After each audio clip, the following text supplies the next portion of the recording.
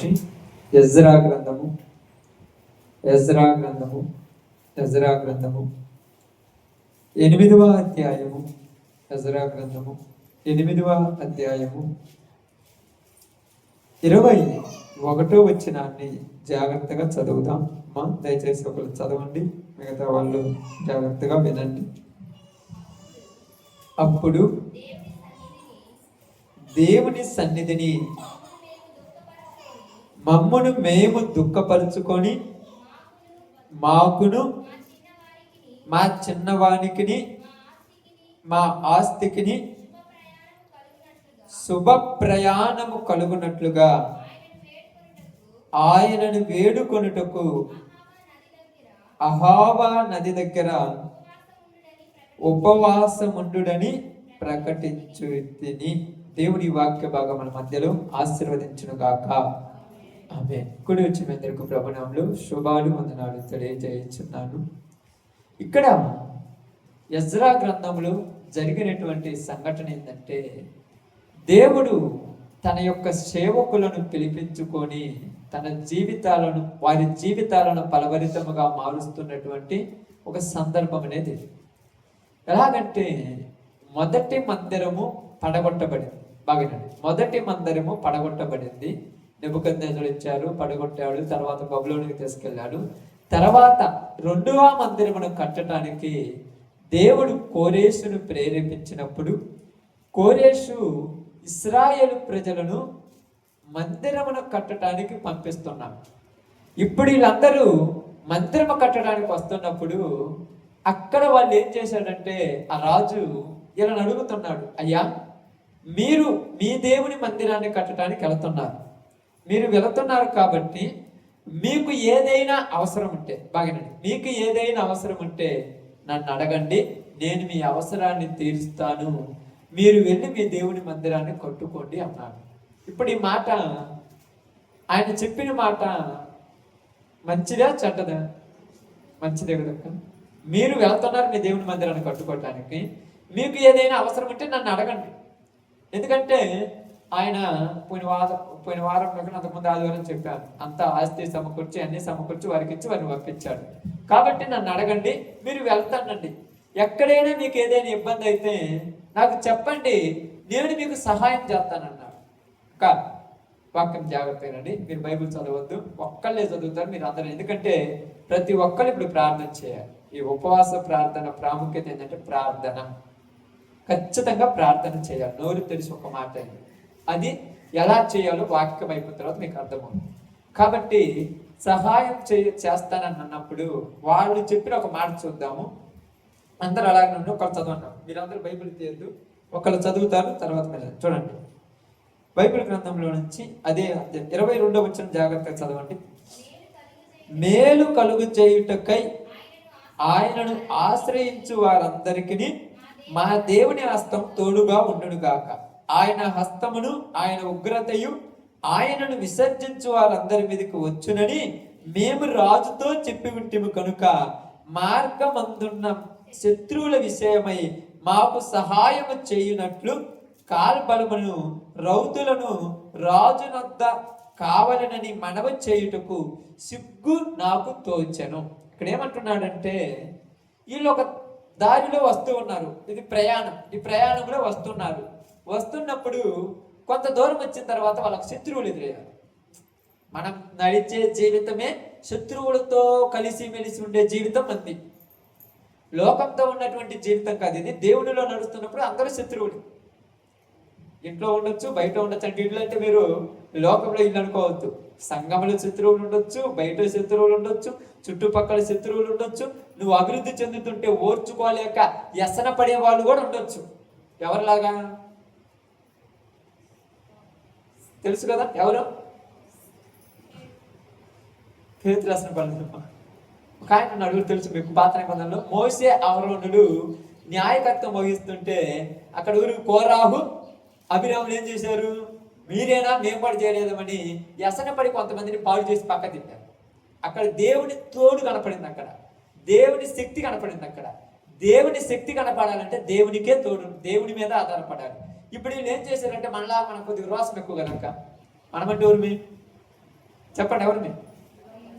యేసు ప్రభువు నమ్మినోడికి రోషం ఎక్కువ. నిజంగా చెప్తున్నాను, ఎంత రోషం ఉంటుందంటే చచ్చిపోనే చచ్చిపోతాడు కానీ పాపం చేయడు. యేసు ప్రభువు నమ్మిన వాళ్ళు ఉన్న గొప్పతనం ఏంటంటే చచ్చిపోతా కానీ పాపం అయితే చేయడు. నిజమా అంటే నిజం. చచ్చిపోతాడు కానీ వ్యర్థమైన పనికి మాలిన వాటి కాడ చేసాము. ఇప్పుడు వీళ్ళు అదే అంటున్నాడు, రాజుతో మేమేమని చెప్పొచ్చామంటే, అయ్యా ఇప్పుడు మేము వెళుతుంది మా రాజు దేవుని మందిరం కట్టుకోవడానికి, నువ్వు సహాయం చేసావు చాలు. మార్గ మధ్యంలో ఏదైనా అవసరం వచ్చినప్పుడు నిన్ను అడగాలంటే మా దేవుడు చేతగానోడా? మా దేవుడు చేతగానోడు అయితే మిమ్మల్ని వచ్చి అడగాలి. మా దేవుడు మాకున్నాడు, నీది ఆ సహాయం మాకు అవసరం లేదంటే శబదం చేసి వచ్చారు ఆ నుంచి. మధ్యలోనికి వచ్చిన తర్వాత శత్రువులు ఎదురయ్యారు.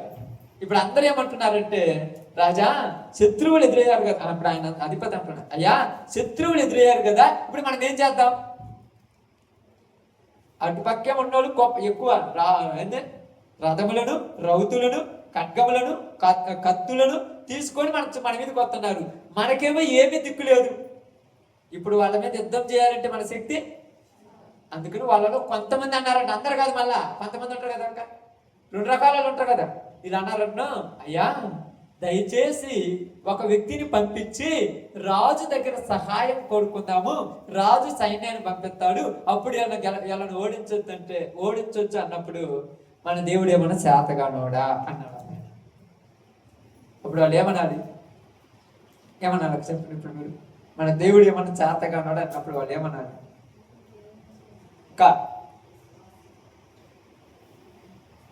అడిగిన వాళ్ళు ఇప్పుడు మీరు మనందరం దేవుడిని నమ్ముకున్నాం కదా, మధ్యలో కొన్ని సమస్యలు వచ్చింది కదా. నేనేం చెప్పానంటే, సమస్య వచ్చిందిలే, ఇదిగో పోయి వాళ్ళని సహాయం కోరుకోమంటే మీరు వెంటనే ఏమన్నారు తెలుసా? మా దేవుడు ఏమన్నా చేతగా అనుకున్నావా, మేము ఎందుకు వాళ్ళ సహాయం కోరుతామన్నా. ఇప్పుడు ఈయనేమనాలి, నేనేమనాలి? అప్పుడు మన దేవుడు అంత రోసగాడైతే ఇప్పుడు ఈ ప్రాబ్లంకి సొల్యూషన్ చూపించాలిగా. ఇప్పుడు సమస్య వచ్చింది, సమస్యకు సమాధానం చూపించాలిగా. ఈ సమస్యకు సమాధానం లేదు, ఏం దేవుడు అంటున్నారు. ఇప్పుడు ఏళ్లలో ఎడకే వచ్చింది. ఇప్పుడు ఏమంటున్నారు, కొందరేమో రాజు దగ్గర నుంచి సహాయం తీసుకోమంటున్నారు, కొందరేమో దేవుడిని అడుగుదామంటున్నారు. ఇప్పుడు దేవుడిని అడిగేది ఇంపార్టెంటా, రాజుని అడిగేది ఇంపార్టెంటా? దేవుడిని అడగాలంటే ఏముండాలి? నమ్మకం ఉండాలి. ఆమె ఇంకా దేవుడిని అడగాలంటే ఏముండాలి? అదే ఏముండాలి? ధైర్యం. ధైర్యం ఎందుకు? కనుక ఎదురుగా ఉన్నదేమో శత్రువు. నువ్వు ఒక అడుగు ముందుకెళ్తే తల తీసేస్తాడో, కాలు తీసేస్తాడో, పొట్టలో పడుతాడు. ఇప్పుడు ధైర్యంతో అడుగు ముందుకేయాలంటే ఎవరి మీద నమ్మకం ఉండాలి? ఇప్పుడు దేవుడి మీద నమ్మకం ఉన్నోడు ధైర్యంతో ముందుకు అడిగేస్తాడు. ఇప్పుడు వీళ్ళు ఏమంటున్నారు తెలుసా? వాళ్ళు చంపేస్తారు, మేము వాళ్ళ చేతిలో చచ్చిపోవడం కంటే రాజు దగ్గర పోయి సహాయం కోరుకోవడమే మంచిది. ఈయనేమన్నాడు తెలుసా? తప్పు. రాజుతో మనం ఏమని శపథం చేసి వచ్చా? మా దేవుడు చూసుకుంటారు, నువ్వు ఎందుకు మాకన్నావు. ఇప్పుడు మళ్ళా పోయి అడిగినమంటే మనకేముండాలి? రాసింది నేనేమనట్లేదు. ఏమంటున్నా చూడండి, మరలా రాజు దగ్గర రాజునొద్ద కావాలనని మనవ చేయుటకు సిగ్గుగా నాకు సిగ్గేస్తుంది. నేను రాజు దగ్గర పడు చచ్చిపోతానని మళ్ళీ ఎన్నికడిగాను అంటున్నాను. ఒక నిర్ణయం అందరు తీసుకుంటారు, కానీ సావనేం సత్తాం కానీ మళ్ళీ ఎన్నికడికి వేయకూడదు. పచ్చి గడ్డి కోసము, పచ్చ నోట్ల కోసము, పచ్చగా మీరు పెట్టినట్టు ఎనిగి తిరిగినట్టు తిరగకూడదు. బైబిల్ గ్రంథంలో అదే రాయబడింది. ఇక్కడ ముందు మాట్లాడి మీరు చదువుకున్న తర్వాత ఇంటి మనకి 7వ అధ్యాయం అన్ని చదువుకుంటే, ఇశ్రాయేలు ప్రజలు ఎర్ర సముద్రం దాటి ఐగుప్తులో నుంచి ఎర్ర సముద్రం దాటి కానానికి పోతుంటే మధ్యలోకి వచ్చిన తర్వాత బుద్ధులు మారాయంట. కానీ మనకు బుద్ధులు మారొద్దు అంటున్నాడు ఆయన. మరి ఏం చేద్దామంటే మనందరము కూడా ఒక నిర్ణయం తీసుకుందాం. బాగానండి, మనందరము ఒక నిర్ణయం తీసుకుందాం. ఏమి నిర్ణయం తీసుకుందామంటే ఇక్కడ అంటున్నారు, మనం చదివిన మాట, దేవా మాకును 21 వచ్చిన చూడండి. అప్పుడు చూడండి, మాకును, మా కుటుంబాలకును, మా పిల్లలకును, మా భార్యలకును, మా భర్తలకును, మా ఆస్తి అంటే ఏంది? ఆస్తి అంటే తెలుసక్క? ఇల్లు, పొలము, ఎద్దులు, గాడిదలు, బర్రెలు, ఏమన్నా ఆస్తి. మా ఆస్తికి శుభ ప్రయాణము కలుగునట్లు అన్నాడు. ఏమంట? ముందు మేము బాగుండాలి, తర్వాత మా పిల్లలు, మా చిన్నవాళ్ళు, మా భార్య, మా పిల్లలు, మా కుటుంబం బాగుండాలి, తర్వాత మా ఆస్తి. ఏది తగ్గిపోయినా మేము పోయి మందిరం కట్టలేము. బాగా అర్థం చేసుకోండి. ఏది డిస్టర్బ్ అయినా ఏం చేయలేం. పిల్లలు పోయిననుకో ఇంకా ఏడ్చుకుంటూ పోతారు, మందిరం ఏం కడతారు? ఆస్తి లేకుండా ఎక్కడ పోయి ఏం మందిరం కడతారు? బాగా ఆలోచించండి. ఇక్కడ ప్రార్థన చేయవలసింది ఏంటంటే మొట్టమొదట నీ గురించి. బాగా మొట్టమొదట నీ గురించి. ఏమిటి నా గురించి అంటే, నీలో ఏదైనా ఒక విషయమైన తప్పెదం ఉంటే, ఎలాగంటే బైబిల్ గ్రంథంలో బాగా గమనించాలి, చూద్దాము. నెహెమ్యా గ్రంథంలో అనుకుందాం. నెహెమ్యా గ్రంథం 9వ అధ్యాయం. ఎజ్రా తర్వాత ఉంటుందమ్మా, ముందా తర్వాతనే ఉంటుంది, ఒక మంచిది ధన్యులు. 9వ అధ్యాయం మొదటి వచ్చిన నుంచి నిదానం చదువుకుంటూ వద్దాం. ఈ నెల 24వ దినమున ఇశ్రాయేలీలు ఉపవాసం ఉండి గోనె పట్ట కట్టుకొని తల మీద ధూళి పోసుకొని కూడి వచ్చిన ఇశ్రాయేలీలు అన్య జనులందరిలో నుండి ప్రత్యేకింపబడిన వారై నిలువబడి తమ పాపములను, తమ పితరుల పాపములను ఒప్పుకొనిరి. ఎవరంటే ఇక్కడ ఒప్పుకుంది? ఎవరి పాపాలు? ఇప్పుడు వాళ్ళ పాపాలు ఒప్పుకోవాలి, వాళ్ళ పితరుల పాపాలు వీళ్ళు ఎందుకు ఒప్పుకోవాలి?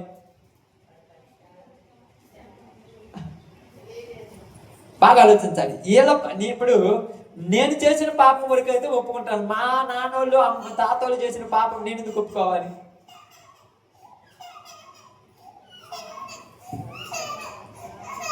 బైబిల్ గ్రంథం క్లారిటీగా తెలుసుకోవాలి. బాగా ఆలోచించాలి కొద్దిసారి.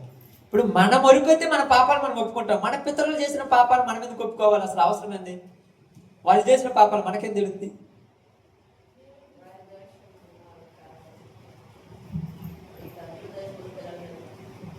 ఏస్కేల్ మాట్లాడినట్టు అదే అన్నాడు. ఇదిగో ఒక సామెత ఉందంటే ఇశ్రాయేలీలో ఏమని రాబడిందంటే, తండ్రులు ద్రాక్షకాయలు తింటే పిల్లల పళ్ళు పులిచాయంట. కానీ అక్కడ ఏమని రాబడిందంట, ఇక నుంచి ఎవరు ద్రాక్షకాయలు తింటే వాళ్ళ. ఇప్పుడు ఈయన పాపాలు చేస్తే వీళ్ళు ఒప్పుకోవాలి, వాళ్ళ కుటుంబాన్ని అంతా ఎందుకు ఒప్పుకోవాలి? వాళ్ళ పితరులు ఒప్పుకోవాల్సిన అవసరం ఏముంది? బాగా ఆలోచించాలి. నేను చేస్తే నేను ఒప్పుకోవాలి, నా కుటుంబం చేసిన వాటిని నేను ఎందుకు ఒప్పుకోవాలి? అవసరం ఏముంది? ఎప్పుడన్నా ఆలోచించామా? వాళ్ళు చేసింది మనకు తెలియదంటే తెలియకపోవద్దు, తెలిసి తెలియక వాళ్ళు చేసింది క్షమించమని ప్రార్థన చేస్తాం ప్రతి ఒక్కరు. ఎందుకని? కుటుంబం అంటే అందరూ, భార్య, భర్త, పిల్లలు కలిస్తేనే కుటుంబం. కుటుంబం మీదకి శాపం వస్తుంది.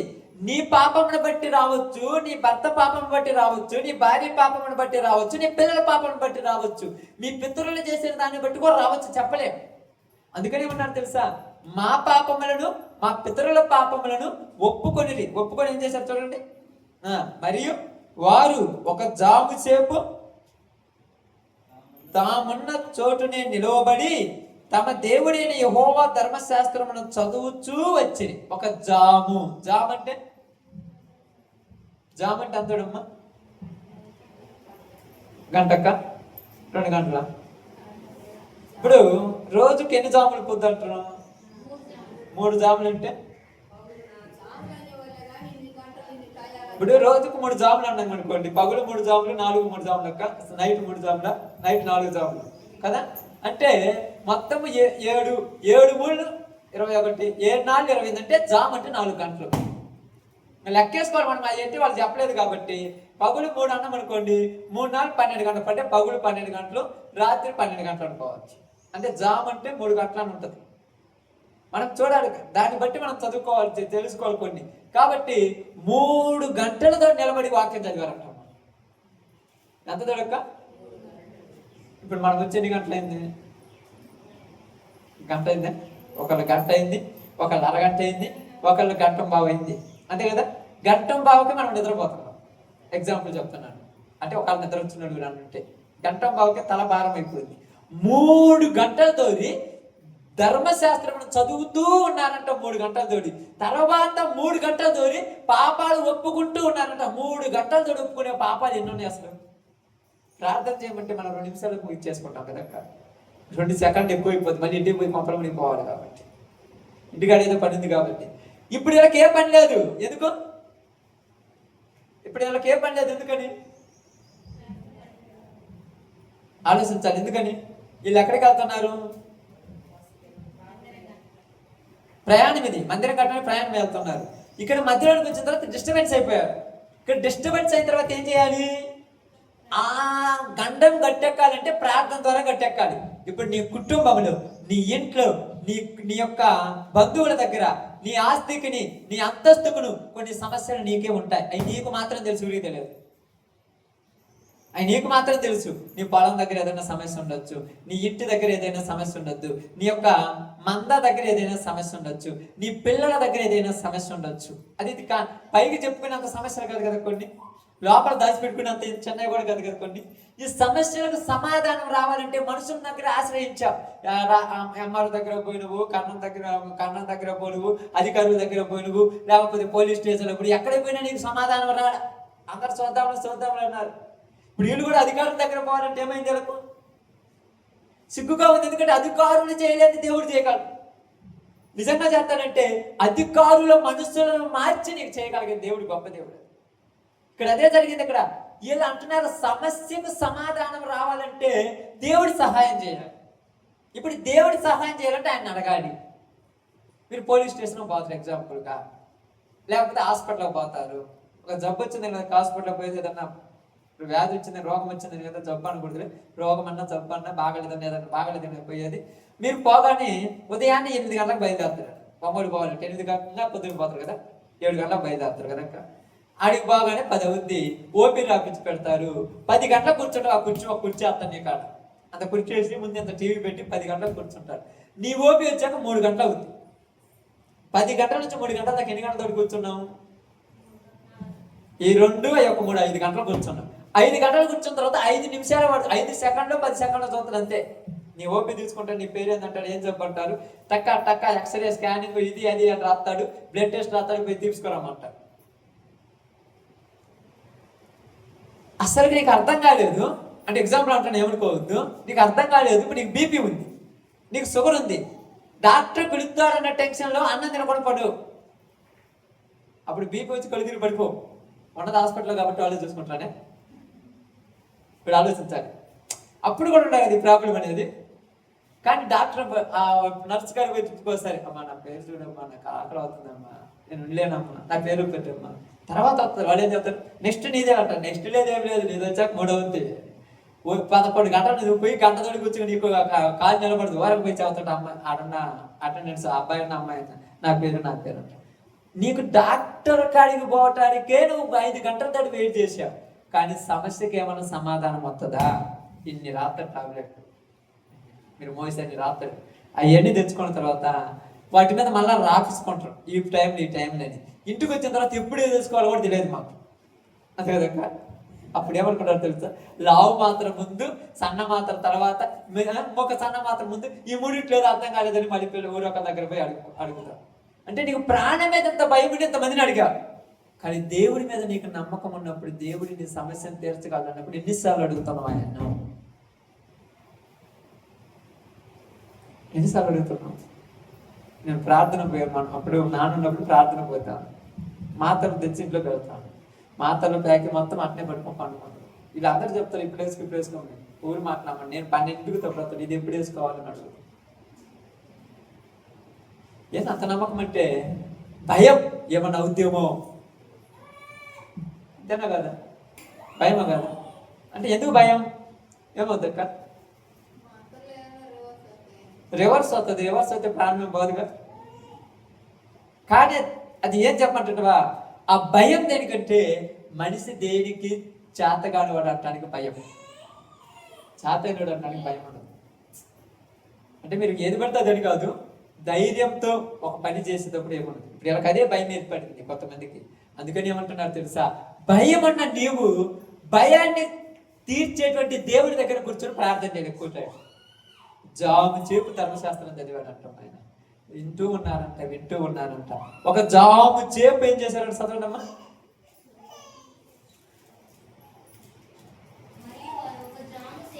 మరియు వారు ఒక జాము చేపు తామున్న చోటనే నిలవబడి చదువుతూ వచ్చింది. ఒక జాము చేపు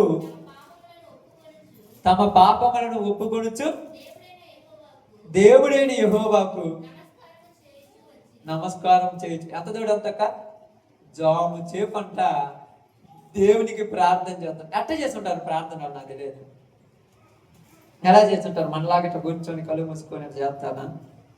మోకాళ్ళ మీద కూర్చొని 2 చేతులు పైకెత్తి చేస్తుంటారా? నిలవబడి దేవుని వైపు చేతులు ఎత్తి చేస్తుంటారు? చెప్పండి. ఎట్ట చేశారు? మోకాళ్ళ మీద ఉన్నారు, నిలబడ్డారు, ఏదో ఒకటి కానీ నిద్ర అయితే పోలేదు.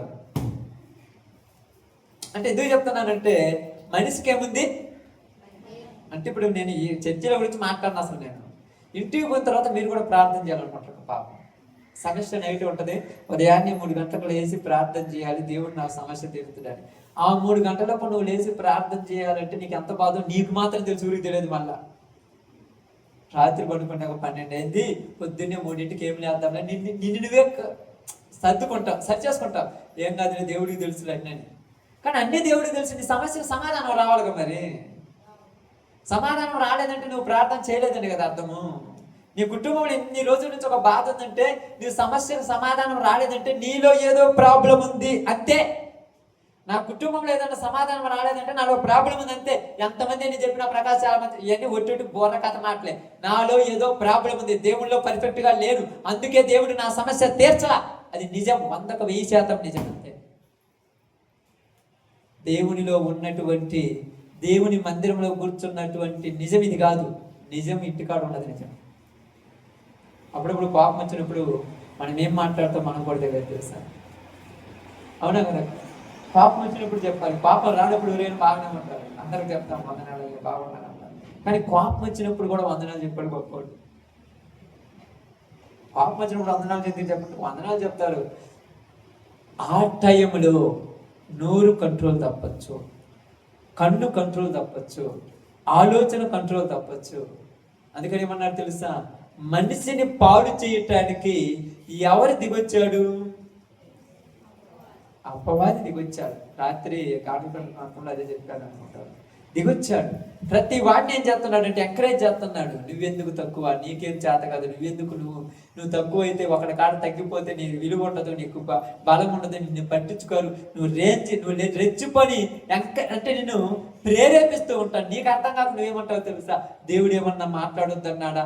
ఓరకనే ఉంటే ఏమంటారంట, ఏమంటారు చూడండి, అది ఒక సామెత అంటారు. ఏంది పోన్లే అని ఓరకనే ఉంటే నెత్తింది అంతా వచ్చి మనం కూడా ఎదురు తిరగాలి రోజుకి.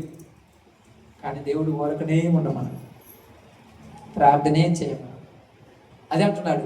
వారందరూ అహావా నది దగ్గర ఉపవాసం ఉండి వాళ్ళు అంటున్నారు, మనము దేవుడిని అడుగుదాం. దేవుడు చేతగానోడైతే మనము చేతగానోడమన్నాడు. మనుషులు సహాయం అవసరం లేదన్నాడు. ఇప్పుడు అన్నాడు, రాజు దగ్గరికి వెళ్ళి అడగటానికి నాకు సిగ్గుగా తోచాను, ఇంకా మనుషుల సహాయం అవసరం లేదు, దేవుణ్ణే అడుగుదామన్నాడు. ఎవరిని అడుగుదామంటున్నారు? ఏమని అడుగుదామంటే, అయ్యా ఈ టైంలో మేము చేస్తుంది నీ పని, ఇది మా పని కాదు.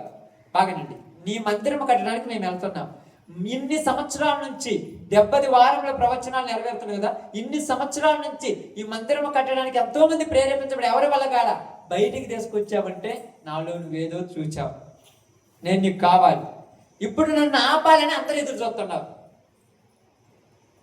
నేను నీకు కావాలి, నన్ను ఆపాలని అందరూ ఎదురు చూస్తున్నారు. ఇప్పుడు నేను ఆగాలా పోవాలా? అప్పుడు ఆయన అంటాడు, ఏమంటాడు తెలుసా? ఆగొద్దు పోవద్దు అంటాడా? ఆగమంటాడా పొమ్మంటాడా? ఆయన పొమ్మంటాడు. ఏమంటాడు? వెళ్ళు. ఎందుకు నువ్వు వెళ్ళేది అక్కడికి? ఆమేన్, మందిరము కట్టడానికి వెళ్తున్నా, వెళ్ళు అంటాడు. ఆ వెళ్ళమన్నప్పుడు మధ్యలో ఇలాంటి సమస్యలు ఈరోజు నీకు నాకు కుటుంబాలు వస్తున్నాయి, శత్రువుల ద్వారా వస్తున్నాయి, ఇరుగు పొరుగు వారి ద్వారా వస్తున్నాయి, భయపెట్టాలని చూస్తున్నారు. భయపడితే నువ్వు దేనికి పనికిరావు. అందుకని పేతురు తన పత్రికలో రాస్తే ఏమంటారంటే, నిబ్బరమైన బుద్ధి గలగారై మెలకువగా ఉండుడి, మీ విరోధి అయిన అపవాది గర్జించే సింహం అని ఎవరిని మింగుదునని వెతుకుతూ నిబ్బరం ఉండాలి, ధైర్యం ఉండాలి. ఏదైతే అది అవుద్ది, ఏమవుద్ది? అందుకని ఏమైనా ఎక్కువ వద్దా? హ్యాపీగా చచ్చిపోతా, పరలోకం వెళ్ళిపోతా. నేను చచ్చిపోయిన తర్వాత ఎన్ని అట్ట అంటే ఇది లోకం మీద ఆశలు చావనంటే. పౌలు గారు అన్నారు, ఒక మాట అన్నాడు ఆయన, నాకు దేవుడు ఒక పని అప్పగించాడు, దాన్ని నేను చేయటానికి రెడీ అయిపోయాను. నేను రెడీ అయిపోయాను. మధ్యలో తుఫాన్ వస్తే ఏమవుద్ది? ఆ తుఫాన్ దేనికి వచ్చింది?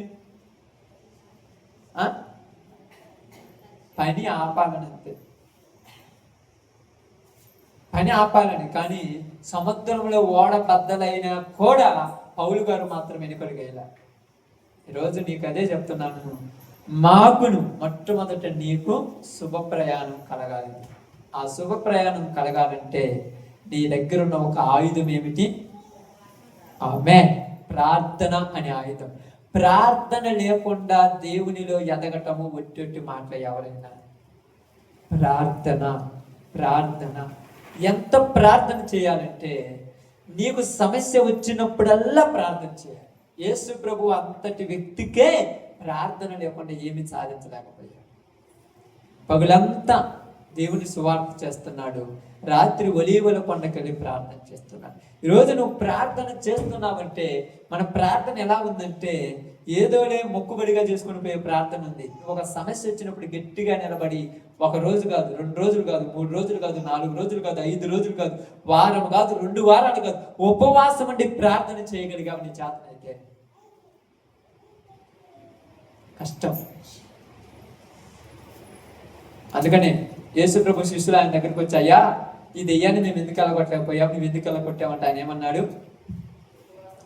ఉపవాస ప్రార్థన వలనే కానీ మరి దేని వలనైనా ఇలాంటివి. ఈరోజు మీ కుటుంబాల్లో కొన్ని మొండి దెయ్యాలు ఉన్నాయి. మంచి దెయ్యాలు వేరు, మొండి దెయ్యాలు వేరు. మొండి దెయ్యాలు ఎట్లా తెలుసా? పొమ్మన్నా మొండికేసుకొని కూర్చుంటాయి. అప్పుడు అంటారు, నేనేం సినిమాకు పోతున్నానయ్యా, షికారుకు పోతున్నాను, తిరణాలకు పొరణాలకు ఏమైనా పోతున్నాను, ప్రార్థనకు పోతే తప్పేందంటే, నేను వద్దంటే ఏంది అసలు? అది మొండి దెయ్యం. నీకు టెన్షన్ పుట్టుతుంది అంతే, నీకు నిద్ర లేకుండా చేస్తుందంటే, నీ మనసుకు ప్రశాంతత లేకుండా చేస్తుందంటే. ఈ మొండికి పోవాలంటే ఉపవాస ప్రార్థనలు ఉండాలి. నా కోరిక పడి ఏంటంటే, సంఘంలో మీరు పని లేనప్పుడు మాత్రమే వస్తున్నారు, కానీ ప్రతి నెల 3 రోజులు ఉపవాస ప్రార్థన ఉండాలని నా కోరిక. ప్రతి నెలలో ఏదో ఒక 3 రోజులు ఉపవాస ప్రార్థన జరగాలి. అప్పుడు మన ప్రయాణము, మన కుటుంబ ప్రయాణము, మన ఆస్తికి శుభ ప్రయాణం కలుగుతాం. అంతటి ఇశ్రాయేలు ప్రజలే చేశారు. మనకొక లెక్క చూడండి. కావాలంటే మీకు అర్థం కావటానికి ఒక మాట చెప్తాను. యావేలు గ్రంథము 1:14. యావేలు గ్రంథము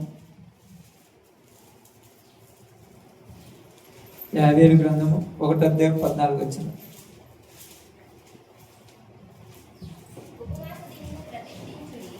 ఉపవాస దినము ప్రతిష్ఠించుడి, వ్రత దినము ఏర్పరచుడి, యెహోవాను బ్రతిమిలాడుకొనుటకై పెద్దలను దేశములోని జనులందరినీ మీ దేవుడైన యెహోవా మందిరంలో. ఎక్కడంట? ఇంటిలో కాదు, కుటుంబంలో సమస్య ఉంటే నీ కుటుంబంలో ఉపవాస ప్రార్థన పెట్టుకో. ఇప్పుడు నా కుటుంబంలో సమస్య నా ఇంట్లో ఉపవాస ప్రార్థన పెట్టుకుంటారు. కొన్నిసార్లు చూశారు, 7 వారాలు పెట్టుకున్నాను. అది నా పర్సనల్. కానీ సంఘంలో ప్రార్థన, ఉపవాస ప్రార్థన అంటే ఇది సంఘానికి సంబంధించిన ప్రార్థన. అది గుర్తుపెట్టుకోండి. మీరు నీకు ఏదైనా ప్రాబ్లం ఉందనుకో, నీ ఇంట్లో పెట్టుకో ఉపవాస ప్రార్థన. అప్పుడు నీ ఇంటి ప్రాబ్లం కొరకు సంఘమంతా వచ్చి ప్రార్థన చేస్తారు. సంఘమంతా కూడా రావాలంటే వాళ్ళందరినీ దేవుడి బిడ్డలైతే వస్తారు. మళ్ళా ఇక్కడ చాలా వ్యత్యాసం ఉంది. అందరూ దేవుడి బిడ్డలైతే వస్తారు, మళ్ళా మోసం చేసేటువంటి బిడ్డలు ఎక్కువ ఉన్నారు లోకంలో. వారితో చాలా జాగ్రత్త. మనం కూడా ఉన్నారు. అందరినీ మందిరములో సమకూర్చుడి. తర్వాత ఆహా, యెహోవా దినము వచ్చనే, అది ఎంత భయంకరమైన దినము, అది ప్రళయము వలనే సర్వశక్తిని యొద్ద నుండి వచ్చును. చూడు, ఓకే సార్ ఏమంటున్నాడు? యెహోవా దినం వచ్చుచున్నది కాబట్టి సంఘమంతా సమాజముగా మందిరంలో కూడుకొని ఏం చేయాలి? ఉపవాస ప్రార్థన చేయాలి. ఎందుకంటే దేవుని దినం రెడీ అయిపోయింది. ఎప్పుడు రాకడో నీకు తెలుసా?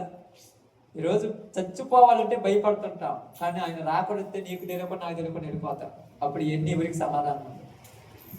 ఒకటే ఒక మాట నీ అందరికీ చెప్తున్నాను, శుభ ప్రయాణం నువ్వు ఉన్నంత వరకే కలుగుద్ది. నువ్వు పోయిన తర్వాత ఉండదు శుభ ప్రయాణం నీ కుటుంబానికి. మీ పిల్లల గురించి మీకు టెన్షన్ ఎక్కువ, మీ ఆస్తి గురించి మీకు టెన్షన్ ఎక్కువ, మీ గురించి మీకు టెన్షన్ తక్కువ. నీ కోసం నువ్వు బతకడం కంటే నీ కుటుంబం కోసం బతకడం ఎక్కువైపోయింది ఈరోజు తెలుసా? నీ కొన్ని కోరికలు కూడా చంపేసుకుంటున్నారు. కానీ లోకంలో ప్రేమ ఉండటం తప్పలేదమ్మా. తల్లికి పిల్లల మీద ప్రేమ ఉండటం తప్పులేదు, భార్యకు భర్త మీద ప్రేమ ఉండటం తప్పులేదు, భర్తకు భార్య మీద ప్రేమ ఉండటం తప్పులేదు. కానీ నిన్ను నరకంలోనికి తీసుకెళ్ళేంత ప్రేమ అవసరం లేదు. నిన్ను నువ్వే నరకంలో వేసుకునేంత ప్రేమ అవసరమా? కావాలంటే చూడండి, మీ వాళ్ళ కోసం మీరేమన్నా నరకంలోకి తగలబడతారని కుదురుద్దా? ఏమి లేదు, నీకు చేయగలిగిందంటే ఒకరోజు అన్నం వండమంటే నా చేత కదని పోయి హోటల్ నుంచి ఆర్డర్ తెచ్చుకొని పార్సల్ తెచ్చుకొని తినేస్తారు. ఎందుకంటే చేత కాకుండా ఏముండదు, పురుషులు కూరికని ఏ పని చేత కాకుండా ఉంటుంది. వంటలనే పిండి చేయగలిగిన శక్తి కలిగిన వాళ్ళు అన్నం వంటడం చేత కాదు. ఎందుకు లే, వాళ్ళ పని వాళ్ళు చేసుకుంటారని. నిజం, అబద్ధం కాదు. వాళ్ళ పని వాళ్ళు చేసుకుంటారు. నాకెందుకు ఈ బాధ, నాకెందుకు ఈ తలకాయ? అంటే మరి పనేది ఏంటంటే ఇక్కడ ఉపవాస దినం సాటించమంటుంది సంఘం. ఈరోజు నీ కుటుంబం గురించి నువ్వు చేసుకో. అది కుటుంబంలో పెట్టుకోండి. మీ ప్రార్థన ఏమన్నా మీ కుటుంబంలో సమస్య ఉంటే ఒక్కసారైనా, నెలకు ఒక్కసారైనా మీ కుటుంబంలో ఉపవాస ప్రార్థన సంఘం అంతటిని, వచ్చిన వాళ్ళంతా రాను రాడు దైవ సేవకుడు పిలుచుకొని పెట్టుకోవాలి. ఎందుకంటే కుటుంబము శుభప్రాయంగా సాగాలి. కుటుంబంలో కొన్ని సమస్యలు వస్తుంటాయి, రాపటి ఉండవు. మా కుటుంబంలో లేవు అని చెప్పడం ఒట్టేటి మాట. ప్రతి కుటుంబంలో ఉంటాయి. కుటుంబంలో అది నీ కుటుంబ సమస్య కోసం, నీ పిల్లల సమస్య కోసం అది ఉపవాస ప్రార్థన. సంఘంలో ఉపవాస ప్రార్థన దేనికంటే గ్రామము కోసము, సంఘము కోసము. అదే కదా రాయబడింది. యాగరి గ్రంథంలో ఏమన్నారు? చదువు మాట.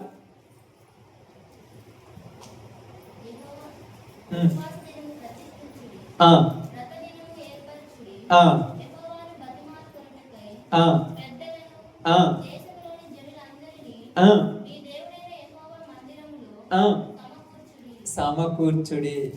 దేనికి? పెద్దలను, దేశములో ప్రజలందరినీ, దేశము కోసము, సంఘము కోసం ప్రార్థన చేయడానికి బతిమలాడాలి. ఈరోజు ఇక్కడ మీరు అందరూ వచ్చినట్టే మీ అందరి సమస్యల కోసం ప్రార్థన చేయడం జరుగుతుంది. ఎవరి సమస్యలు ఉన్నా ప్రార్థన చేయండి, తప్పులేదు. కానీ ప్రాముఖ్యంగా పరిచర్య కోసమే ప్రార్థన చేయాలి. దినాలు దగ్గర పడుతున్నాయి. ఏ దినం అంటే అది యెహోవా ఉగ్రత దినము. నశించిపోతున్నటువంటి వాళ్ళు మన చుట్టూ ఎంతమంది ఉన్నారు, మనకు కూడా కాని రావట్లా. ఇప్పుడు మనము వాళ్ళని తీసుకురావటానికి బతిమలాడొద్దు. వాళ్ళని బతిమలాడితే రారు, దేవుని బతిమలాడితే అప్పుడు వస్తారు. ఈరోజు మనుషులు ఎట్టున్నారంటే ఎలా కాడికి పోయి బతిమలాడుకుంటున్నారు, రాండి రాండి అని. నేను ఏ రోజు ఎవరిని బతిమలాడినట్ట? మిమ్మల్ని బతిమలాడితే నా మీద ఫీలింగ్ వస్తారు, కానీ దేవుడి కోసం రారు. అర్థమైందా? అర్థమవుతుందా? మీరు ఏమన్నా, మీరు ప్రార్థనకు వచ్చారు కదా అందరూ, మిమ్మల్ని ఇంట్లో కాడికి వచ్చి అక్క ప్రార్థనకు రా, అక్క అన్న ప్రార్థనకు రా, అన్న మా ఇంట్లో ప్రార్థన పెడతారు అన్న, సారీ సంఘంలో ప్రార్థనకు రండి, ఏదో ప్రార్థన బతిమలాడిన అనుకో, ప్రకాశం ఏమైనా ఫీల్ అవుతారు, నా కోసం వస్తారు, దేవుడి కోసం రారు. బతిమలాడాల్సింది ఎవరిని? దేవునిని. నేను అదే చేస్తాను. ఎప్పుడైనా ఎవరినైనా దేవుని బతిమలాడతాను. ఏది ఇక్కడ మీటింగ్స్ పెట్టినా, ఏది పెట్టినా, ఎవరినైనా, ఎవరి ఇళ్ళకాడికి పోయినా, ఏ ప్రాంతానికి వెళ్ళినా బతిమలాడింది లేనే లేదు ఎంతవరకు. పిలవకపోతే ఎలా వస్తారంటే పిలిస్తే పేరంటానికి వచ్చినట్టు వచ్చిపోతారు. వద్దు, వాళ్ళు దేవుని కోసం వచ్చేవాళ్ళు ఒక్కడైనా చాలంతే. లోకంలో సంపద కూడా పెట్టుకోవాలంటే మీ అందరికీ తెలుసు తెలియదు, నేను ఇప్పుడు లైవ్లో చెప్తున్నాను, యూట్యూబ్లో కూడా వస్తుంది. సంపద కూర్చుకోవడానికి క్రిస్టియానిటీకి మించినటువంటి సంస్థ వేరేది లేదు తెలుసా? దీనిలో ఉండి మన టెక్నాలజీ బాగా కొద్దిగా మైండ్ ఉన్నాడు ఉపయోగిస్తే 10 సంవత్సరాలు 5 సంవత్సరాలు కూడా కోటేశ్వరుడు అవుతాడు. నాకు తెలిసేది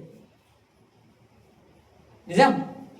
కావాలంటే చూడండి, ఒక 4 పేద పిల్లలు ఇంటికాడ తీసుకొచ్చుకొని ఫౌండేషన్ పెట్టుకొని ఏదో ఒకటి చేసుకొని ఇంత సంపాదించచ్చు. పరలోకం బాగుంతే. కానీ నిజాయితీ కలిగిన సేవ చేసేవాడు మనుషులను బతిమలాడు, దేవుని బతిమలాడతాడు.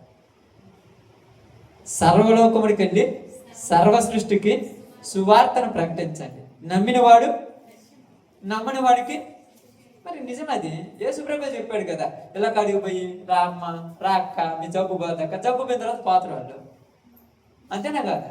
కడుపు నొప్పి అంటాము, కడుపు నొప్పి తర్వాత పాత్ర వాళ్ళ పని వచ్చేది కడుపు నొప్పి కోసం. అయితే యథార్థమైన శక్తి కలిగిన భక్తి కొద్ది రోజులు కాదు, శాశ్వత కాలం ఉండేది. అందుకే ఇక్కడ అదే చెప్తున్నాడు, దేశం కొరకు బతిమలాడాలి. ఇప్పుడు మనం మందిరంలో కూర్చున్నప్పుడు దేనికోసం బతిమలాడాలి? ఈ గ్రామం కోసం బతిమలాడాలి.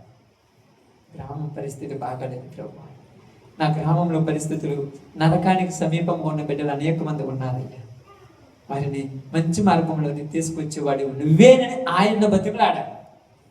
ఇప్పుడు ఆయన బతిమలాడటానికి ఇక్కడ కూర్చుంటే ఎవరికి నొప్పి? అది బాధ.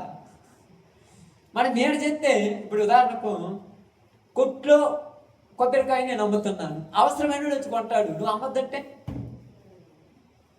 ఇప్పుడు అప్పుడప్పుడు మామిడికాయలు బండి అవుతుంటాయి కదక్క, 3 కేజీలు 50 రూపాయలు, 22 కేజీలు 50 రూపాయలు. ఒకసారి పుచ్చకాయలు బండి వచ్చింది.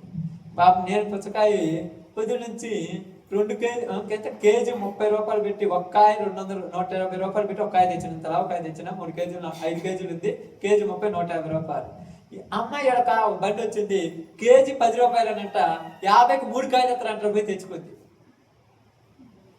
మరి ఇబ్బంది ఉంది, నువ్వు తెచ్చింది పుచ్చకాయ, నేను తెచ్చింది పుచ్చకాయ అన్నది. కానీ ఇది దేనికోసం బాగా ఇట్లాగా ఈదులు తిరిగి మౌయికులు పెట్టి మరి అమ్ముతున్నాడు. వాడి సరుకు మంచిది కాదు. సరుకు మంచిది అయితే నువ్వు వేడికి పోయి మనకొచ్చు. అర్థమవుతుందా? ఇప్పుడు అబద్ధమును అసత్యము కలిగిన వాళ్ళు లోకంలో మనుషులను లాగేస్తున్నారు. అందుకని తిమోతి అన్నాడు, అంత్య దినములలో అపాయకరమైన కాలములు వస్తాయి. ఎలాంటి అంట? తిమోతికి రాసిన 2వ పత్రిక 4వ అధ్యాయం 4వ వచనం అంటారు, జనులు దురద చెవులు కలిగిన వారై తన స్వకీయ దురాశలకు అనుకూలమైన బోధకులను తమ కొరకు రెడీ చేసి పెట్టుకుంటారంటారు. సత్యమునకు చెవి ఇవ్వరు, మాయలకు చెవి ఇచ్చే రోజు బైబిల్ గ్రంథమే చెప్పింది, నేను చెప్పలా. అందుకని అన్నాడు, మనుషులను నమ్మట కంటే దేవునిని ఆశ్రయించుట మంచిది. దేవుడిని ఆశ్రయిస్తే ఏమవుతుంది? ఏమవుతుంది అక్క చెప్పండి, ఏమవుతుంది దేవుడిని ఆశ్రయిస్తే? చెప్పండి, గట్టి చెప్పండి, మీకు తెలిసింది చెప్పండి. ప్రార్థన చేయాలి, సమయమైంది. దేవుడిని ఆశ్రయిస్తే ఏమవుతుంది? అమ్మే పరలోకం వస్తుంది. మనుషులను ఆశ్రయిస్తే భూలోకం వస్తుంది. నరకం తర్వాత నువ్వు చూసినవా? భూలోకం వస్తుంది కదా, భూమి మీద డబ్బు వస్తుంది, బలం వస్తుంది, బలం వస్తుంది, అధిపతులు వస్తారు, అన్ని వస్తాయి, వాల్యూ ఉంటుంది, విలువ ఉంటుంది, ఘనత ఉంటుంది, అన్ని వస్తాయి మనుషులను ఆశ్రయిస్తే. అందుకే కదా మనుషులను కాకాబడుతుంటారు, దేవుని కాకాబడతారు. సంఘమును కూడా ఎప్పుడు బతిమలాడున్నాయి, దేవుని పని చేయాలని చేయాలంతే.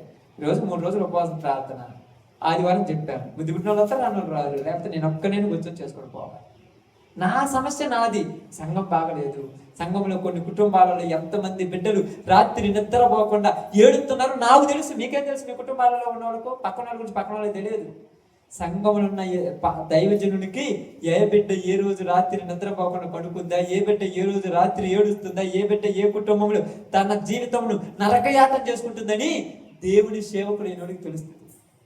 తెలిస్తేనే వాళ్ళు గొప్పవాళ్ళు. అందుకని మీరు ఎలాగా ధైర్యం తెలుసుకొని మీ కుటుంబాలలో ప్రార్థన పెట్టుకోరు కనుక ఇక్కడికైనా దేవుడి మందిరంలోకి వచ్చి అందరూ కూర్చొని ప్రార్థన చేయాలి. అర్థమవుతుందా? ఎంత సమస్య, అసలు టెన్షనే లేకుండా పడుకుంటారు కదా చాలా మంది. మీ కుటుంబాలు ఏ బాధ లేనప్పుడు ప్రశాంతంగా ఉన్నారు. అదే చెప్తుంది ఇక్కడ. అహావా నది దగ్గర వాళ్ళందరూ ఏం చేశారంట? ఉపవాస దినమును చాటించారు. 50 ప్రవక్త పిలుస్తున్నారు, రండి, దేశము పాడైపోయింది. ఎలాగో పాడైపోయింది అని రాయబడింది అక్కడ. ఎలాగో పాడైపోయింది తెలుసా మీ అందరికీ? ఎలాగో పాడైపోయింది మన దేశం తెలుసా? మాట చెప్పుకొని ప్రార్థించేద్దాం. 50 గ్రంథం చూడండి, ముందుంటుంది చూడండి. 50 గ్రంథంలో కనబడిందా? 1:10 చదవండి. పొలము పాడైపోయెను, భూమి అంగలార్చుచున్నది. 3 నుంచి చదవండి, 3 నుంచి చదవండి, లేకపోతే 2 నుంచి చదవండి. బల్లే ఉన్నది. పెద్దలారా ఆలకించుడి, దేశపు కాపురస్తులారా మీరందరూ శివయోగి వినుడి.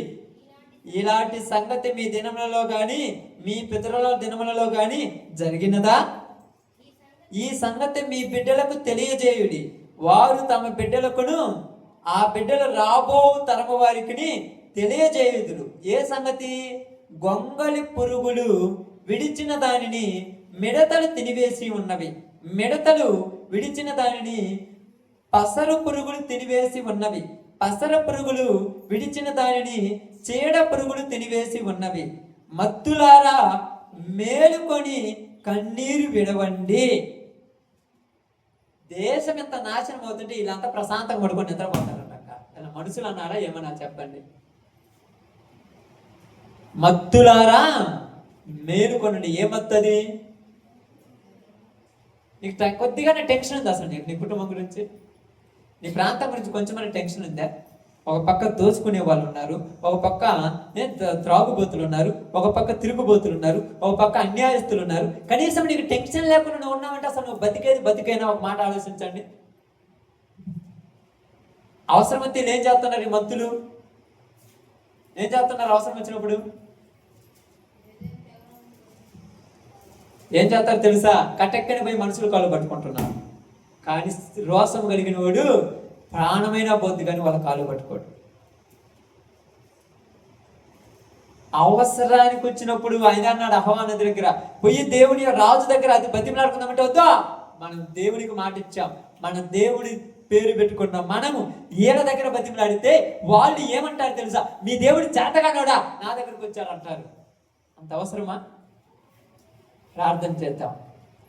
అందుకని మత్తులారా మేలుకొని కన్నీరు విడివిడి, ద్రాక్షరసమున పానము చేయువారులారా రోదన చేయుడి.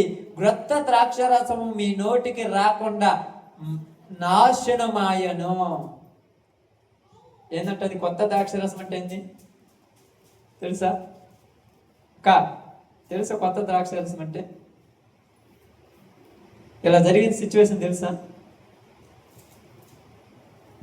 ఇక్కడ ద్రాక్షరసం అంటే మద్యపానం అనేది కాదు. ఇక్కడ ఇలా జీవనోపాధి ద్రాక్షరసం జీవితం తినేది. అంటే కొన్ని సంవత్సరాల నుంచి 2-3 సంవత్సరాల నుంచి పండిన పంట తింటున్నారు. కొత్త పంట వాళ్ళకు పండటంలా. ఏం పండటంలా? ఎందుకు పండటం లేదు? పొలంలో ఇత్తనాలు ఎత్తితే ఏం జరిగినట్టు అక్కడ గొంగళ పురుగు విడిచిన దానిని మిడతలు తిన్నాయంట, మిడతలు విడిచిన దానిని పసర పురుగులు తిన్నాయంట, పసర పురుగులు విడిచిన దానిని చీడ పురుగు. అన్ని పురుగులు తింటే పంట పండుద్దక్క.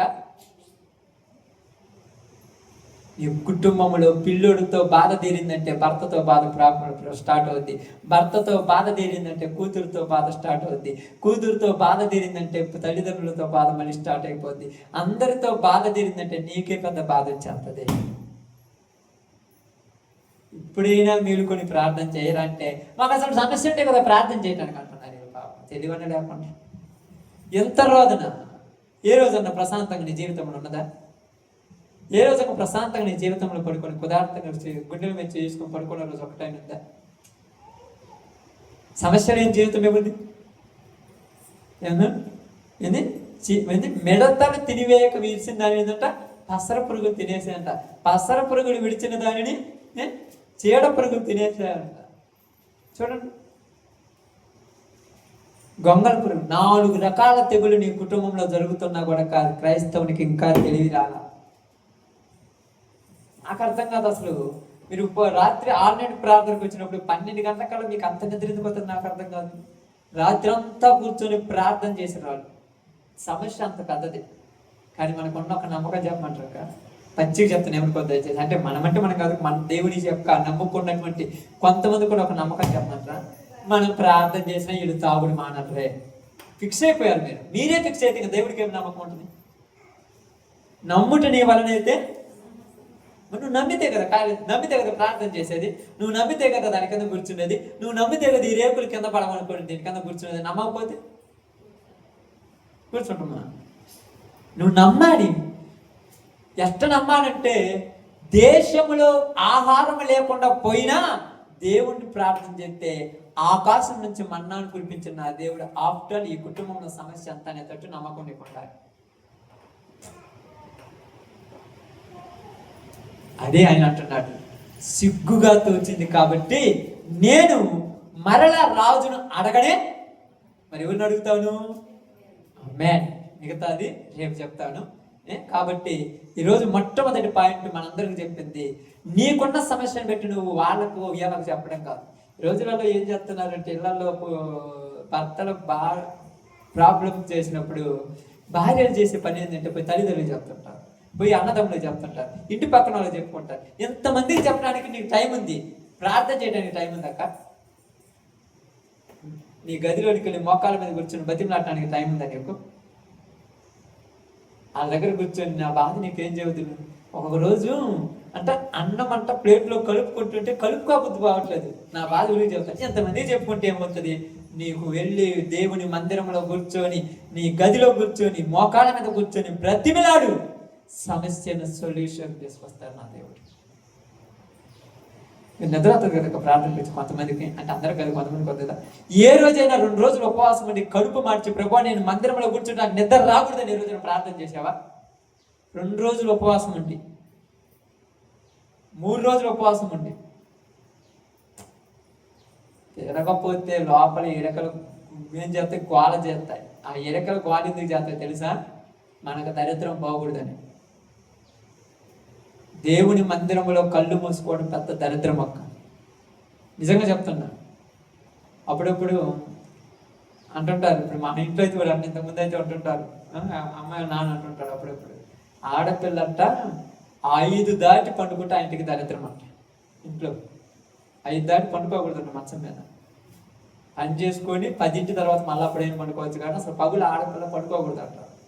ఓకే, అది నిజం అబద్ధం నాకు తెలియదు, కానీ దేవుని మందిరంలో కళ్ళు మూసుకుంటే అది వాళ్ళకి దరిద్రం అంతే. అంటే కళ్ళు మూసుకుంటే ప్రార్థన చేసేటప్పుడు కాదు, నిద్రపోతే వాళ్ళకి దరిద్రం పట్టినట్టు నా దృష్టిలో. మరి నిద్ర ఎందుకు వస్తుందంటే మీకు తెలియాలి, నాకైతే లేదు. నేను 2 సంవత్సరాలు ఉంటున్నా, రాత్రి మేము వచ్చాక 11 అయింది, అంతకుముందు నైట్ నేను వచ్చాక 2 అయింది, నేను ఈ రోజు రేపు పొద్దున వచ్చాక 3 అవుద్ది. ఎంత వచ్చినా కూడా నిద్ర అనేది రావాలంటే ముందు నాకు నేను భయం చెప్పుకోవాలి. ఆ భయం ఎలా ఉంటుందంటే, కర్రతో కొట్టుకుంటేను సూదితో పొడుచుకుంటేను రాదు. భయం ఎలా వస్తుంది? కడుపు మార్చుకుంటే వస్తుంది భయం. కాబట్టి ఈరోజు మీ అందరికీ చెప్తున్నాను, అప్పుడే అహావా నది దగ్గర దేవుణ్ణి బతిమలాడారు. ఈరోజు నువ్వు నేను ఆస్తి కోసం, మొట్టమొదటిది మా నిమిత్తమును, మా పిల్లల నిమిత్తమును, మా ఆస్తికిని శుభ ప్రయాణం కలగాలని ఈరోజు మొట్టమొదటి రోజు నీ కోసమే ప్రార్థన చేయ. రోజు మొదటి రోజు దేనికోసం? నీ కోసం. రేపు మీ పిల్లల కోసం, ఎల్లుండి మీ ఆస్తి కోసం. ఈ 3 రోజులు ఇదే. కాబట్టి ఈరోజు మొట్టమొదటిగా నీ కోసం, వాళ్ళ కోసం వాళ్ళు చేసింది తెలుసా?